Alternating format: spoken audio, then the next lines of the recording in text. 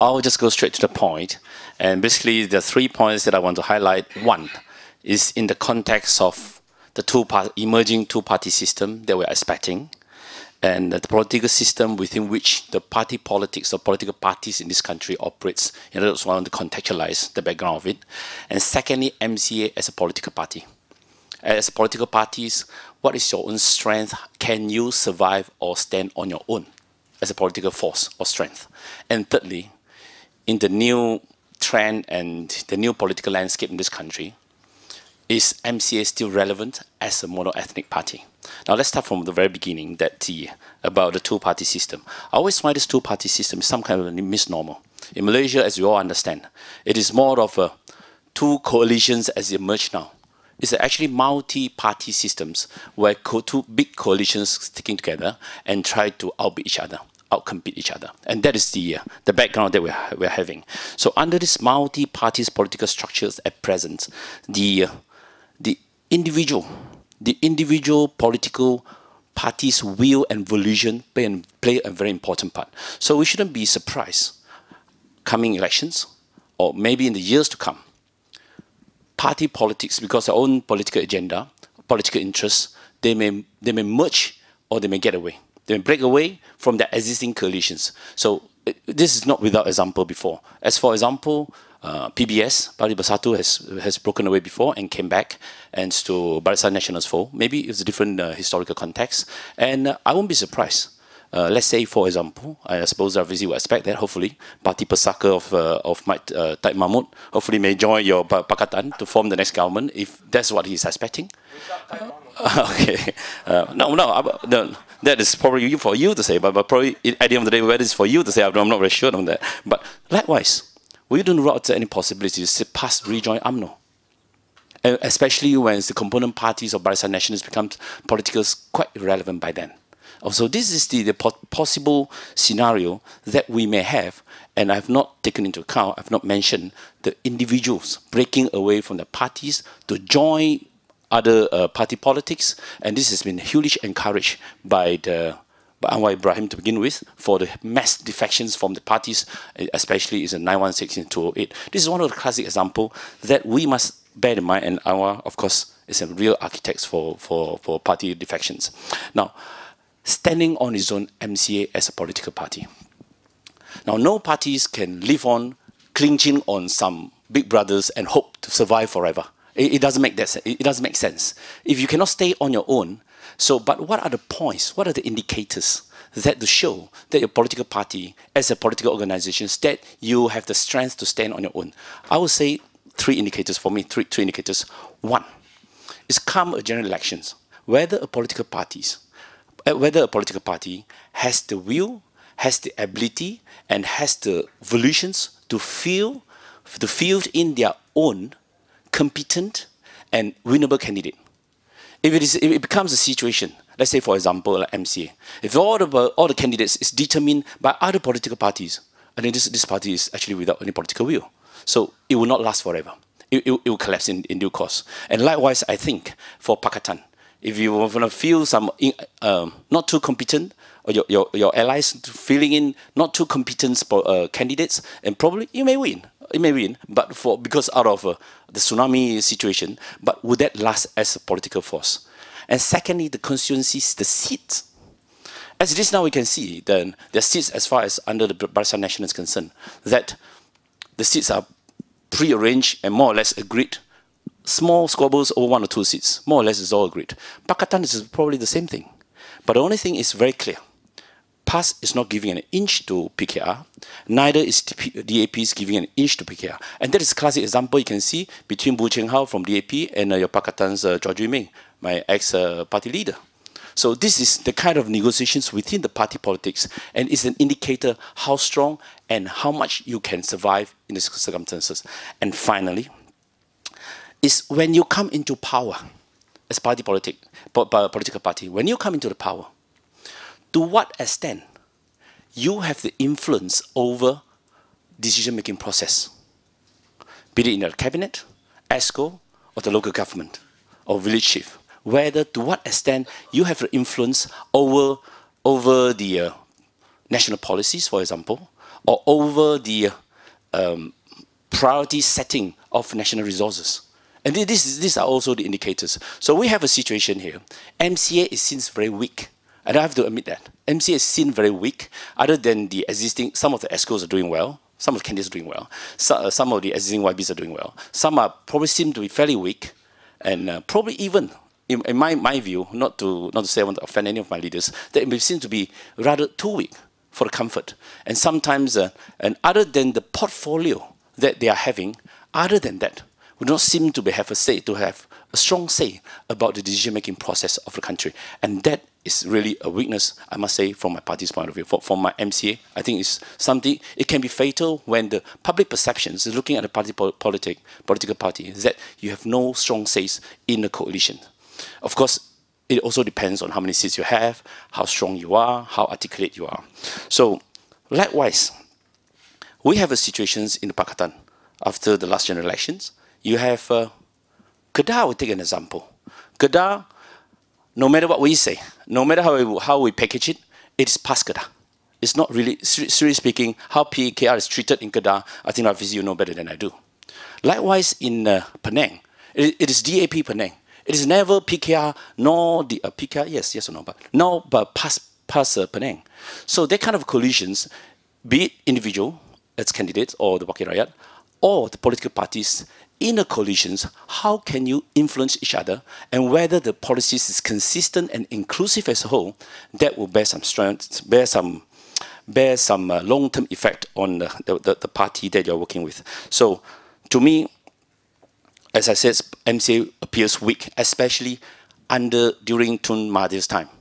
This is strong man dominating political view those days, and now I would say not to carry favor the PM, but at least our voice appears to be listened more than ever before.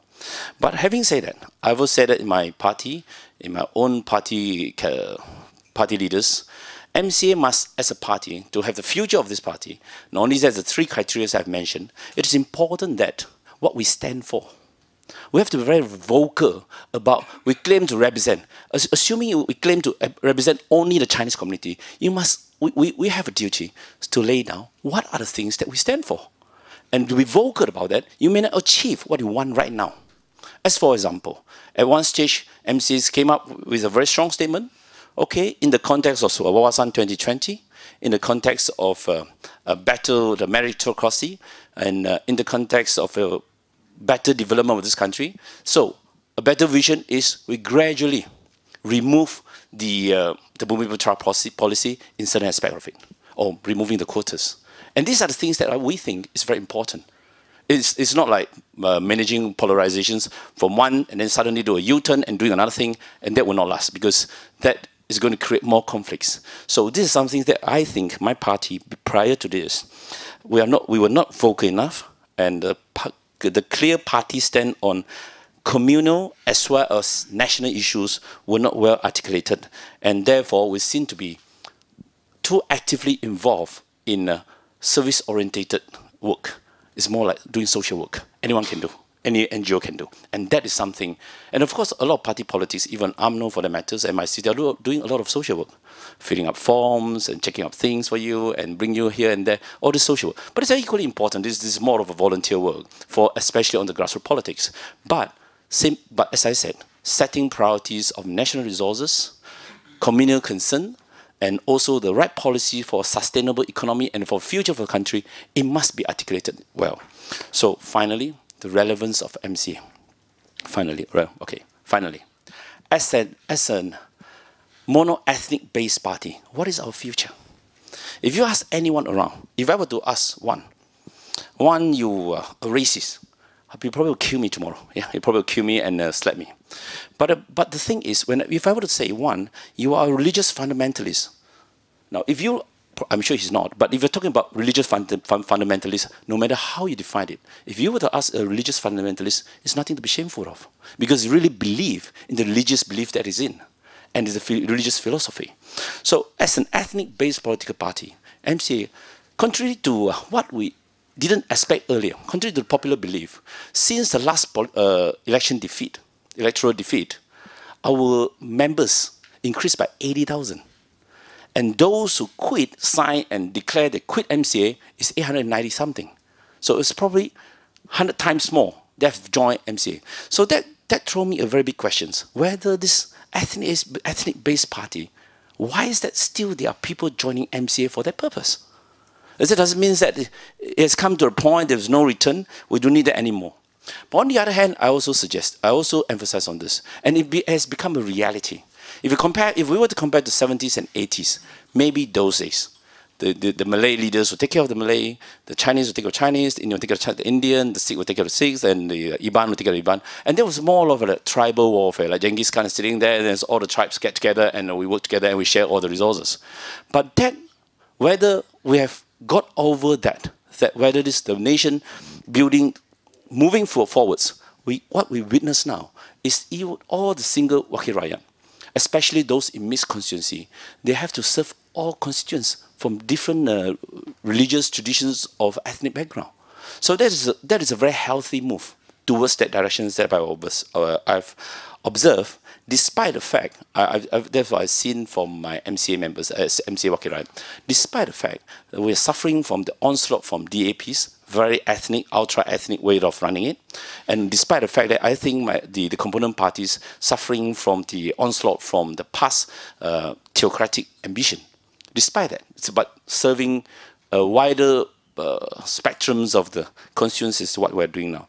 So, hence, we still have giving your allies, I'm not saying about PKR in particular, despite that I think they're made up and all that, I think with some question marks, but talking about DAP, to some, they will regard them as ultra-ethnic dominators because they contest only with MCA or maybe Gerakan. They will never go to the Malay heartland. So as far as the Malay heartland is concerned, PAS will contest most of the Malay heartland. So this is, sometimes I feel, it's because of the demographic of this country. Kuala Krai will be Kuala Krai. Ampang New Village will be Ampang New Village, and I cannot foresee in the next 30 years it will change to Kampung Melayu. Or likewise, across the road is Kampung Melayu. It will not change. The only place that I see it can be changed is probably in Bangsa, Damansara Height, and probably the TTDI. That I've witnessed some changes. Or maybe their children are all in international school, they all play golf together since young. So probably this is the limitations that we are facing. But I'm not saying that we shouldn't get over this. We should get over this. So the way ahead for MCA, I always advocate for this. MCA should not be seen to be advocating merely on communal issues. That is wrong. The communal issue is part of a national issue. So we must advocate, campaign. The way forward is to look at the wider national interests. Communal issues and national social issues are part of the national interest and make it very clear what we stand for. As for example, like JPS Overseas Scholarship. It used to be, last sentence, sorry, it used to be probably is the non-Bumi Putra hardly see any JPA Overseas Scholarships. And now Najib has come up, okay, to be fair, this society has developed to a certain extent, and we have come to a certain stage, the formula must change. So it becomes 40, 40, 10, 10. 40 on meritocracy, 40 on Article 153 on the quota basis based on the population's percentage, and 10% for Sarawak and Sarawakian and Sabahan, and another 10% for social disadvantage. So this is, at least, you make it very clear. This is the current formula that we are taking. It may change. It doesn't mean that it cannot be changed. It may be moving towards 50, 30, 10, 10, or maybe 60, 20, 10, or 5, or 15. All this has to be changed, but it has to be very clear and all in the wider national interest. I think that is the way for MCA to move on. Well, the future of my party, I think PKR as a party is an infant. We are only hitting 14 years old this year as compared to MCA. But I think this question is not a new question. It was posed to me as far back as from the first day of PKR back then in 1999. I remember Wan Saiful was my contemporary in the UK as well. A lot of people at that time were asking people like me, why would you join a party like, at that time, Parti Keadilan Nasional, Keadilan, which was quite ingenious in its formation because it was so bold and it was the first party that transcends racial lines and made up primarily of the Malays. Malaysia has had long histories of non-racial, non-communal parties, but most of the time, most of those parties were made up from minorities. The answers given back in the 2000-2001 was very disheartening, because most people, 9 out of 10 people that I met in UK, and these were extremely educated Malaysians, whether Chinese or Indian or Malays, all gave more or less the same answer, that there is no place for non-racial politics in Malaysia. Because of the way we have grown up and because of our makeup of the society, forever people will see things in racial lines. And it's not something that we should worry about, so long as there is good economy, so long as people prosper. The fact that most of our lives, daily dealings are viewed from racial perspective, to most people at that time was not really an issue. But I think it took 10 years for PKR to really hold on to that belief that we must transcend racial boundaries. And for that to happen, for the nightmare of communal politics to be over in Malaysia, it has to start with a party with Malays forming the majority of it. And to the credit of a lot of leaders, I mean, Wabi Zuraida is here, and a lot of my elders in PKR, I think they stood firm, although we were routed in 2004. And most people left in 2004 because there was a deep feeling that there is no place for racial politics, for non-racial politics in Malaysia. But then again, I think a lot of people back then forget that the society is evolving faster than how we can grapple with it. The emergence, especially of information technology, and in that sense, I think PKR was the main beneficiary, because we were forced to resort to IT. Back then in 1999, at the beginning of Reformasi, we, as in students overseas in the UK, in Australia, we were the most sought after party activists, because we were the ones who managed and handled the Reformasi websites. It was not handled in the country, it was handled overseas.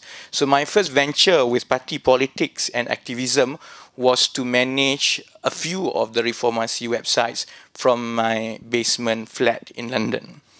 So we knew how it felt, and I think the IT and the broader access to information, I think, enlighten the society and liberate the society much faster. So much so that by 2008, with so many changes happening, not just in Malaysia, but also globally, the younger generation is a lot more open to changes around them. What was unthinkable, perhaps during Senator Gan's time, although apparently he's not that old from me, 10 years, okay, that's a comfort, okay. You see, what was unthinkable during Senator Gan's generation is now something that we can quite fathom with. For example, having a party with stronger non-Malays, non-Bumiputra voice. For example, doing away with racial policies through new economic policies. These were the taboos of the 99-2000 years. But by 2007, because of the changes, socio-economic and political changes around us, I think the younger generation began to absorb changes much faster, even than the politicians can conceptualize it. So I think going into 2008 election, although some may argue that it's populist, I think Anwar Ibrahim at that time managed to, for the first time, turn the whole election into a referendum on socio-economic issues, which was never the case before 2008. The 2008 election was a simple referendum on high oil prices, high cost of living, and what was seen as a very weak administration of the Prime Minister. And I think we made the breakthrough. And for that, it resuscitated the life and hope for finally the politics of non-racial politics to take hold in Malaysia. I have a personal, how much time I have? About 4 more minutes. I have a personal attachment to non-racial politics. I was born and was raised in the most Malay and rural families. My family was not educated. And then I went to the most Malay of all the Malay school, the standard bearer of the establishment. I went to the Malay College in Kuala Kangsar, where the top 100 Malay students every year from all corners of Malaysia are sent there, supposedly by the British back then, to be administrators and political leaders who are more Western than the Western themselves. That was MCKK for a very long time. We grew up as Malay boys in such school, in such boarding school. But I think what touched me most is that half of the teaching faculty, even during my time back in the 90s, were non-Malays. And they were the most dedicated, and they were the most personal, and they looked after us. The fact that we were Malays, and the fact that they were teaching in a school which preached Malay supremacy, from time to time you have bodies like BTN and people coming telling the boys, the bright boys, that you must emerge so that the non-Malays don't pijak us, don't push us aside. You know, there is a dichotomy, there is a disconnect between growing up in that school among the bright Malay boys, yet at the same time having that privilege with the non-Malay faculties. Half of them were as dedicated as the Malay teaching faculties. And that actually touched me deeply because I think at a very young age, and I build that personal relationship with these teachers until today, because I still go back and they still help me to coach the boys, hockey boys, and so on. And I think it convinced me earlier on that a society system that is based on built on fear, on insecurity, on suspicions of each other cannot last long. You can only build a prosperous and just society out of equal and mutual respect for each other. And it has to be based on openness. And it has to be based on knowledge. And it has to be based on the fact that only the best will go up. And that is true for the Malays, for the Chinese, for the Indians. The society, Malaysia as a society, can only survive the wave of globalization, the challenges, and so on, if we make sure that within the society, the mutual trust is coming because we respect each other and we understand each other. And out of understanding, I think, especially the Malays will benefit most.